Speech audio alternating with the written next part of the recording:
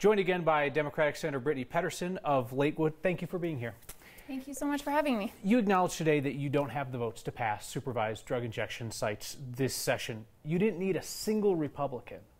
The bill can't pass because your fellow Democrats wouldn't stand with you on this. Are you surprised by that? Well, this is still bipartisan, but I think that the amount of misinformation and fear-mongering that was created made members a little bit skeptical. They were getting pushback in their districts, which wasn't surprising with, the rhetoric that was being pushed out there. So I think that ultimately we have a lot of work to do to build a base of understanding and empathy on what this public health crisis has done to Coloradans and what we need to do at the spectrum from prevention and education to ensuring that the people that are the most vulnerable and at risk of dying today are saved. Do you feel like you rushed this then? You got ahead of where public opinion was and where the support of your colleagues was? I don't think that it was rushed. This has been a conversation for the last few years, and I think that there was a movement in support of this and that people were excited about having a fair hearing this year. There was no guarantee that it was going to pass this year. We were just excited to have a fair hearing, but I think that as soon as this became a political target, as an opportunity to try to create fear around Democrats being in control, that unfortunately there is just so much opposition outside of this because it is a tactic now, a political tactic, that we don't have, I think, the amount of support that we need to combat that in the building.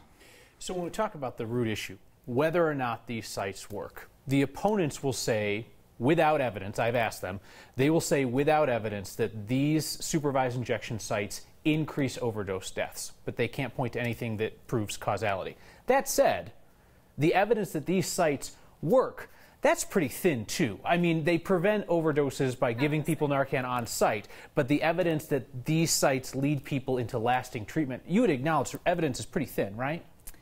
Well, I think that evidence is pretty clear that it absolutely saves lives at the site, and that they track the amount of people that they're able to get on medication-assisted treatment, into recovery services. Not everybody is going to go down that path, but we can increase the likelihood because we keep them alive today, bring them out of the shadows, and then when they're ready to get help, that we actually have those relationships built, that we can actually connect them with the help that they need. And so I think that the evidence is there. We know that it reduces HIV, hepatitis C transmission.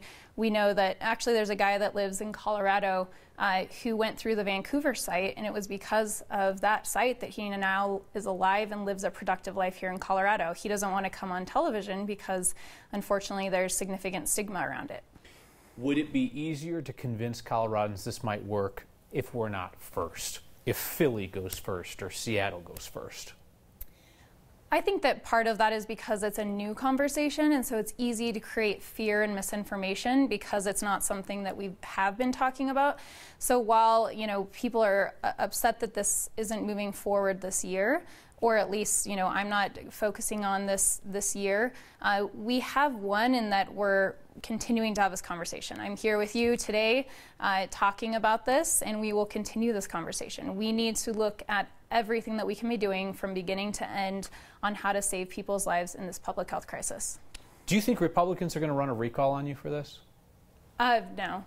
I mean, they might, but it's not something that, it's not a reason why I am, not going to work on a bill or pursue other bills. I'm on the Extreme Risk Protection Order bill, and that's also been threatened as a recall. The red flag bill. Yeah, so that is not why I'm pulling away my support. I think that that's ineffective and desperate attacks.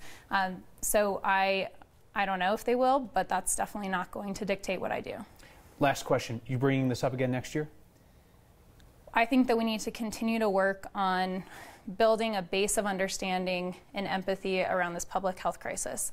And that is not just about this bill, but it's really trying to reduce the stigma that people who struggle with addiction face every day, and the biggest barriers that we face to actually getting people the help that they need. So this is a part of our continuing effort to address the opioid epidemic.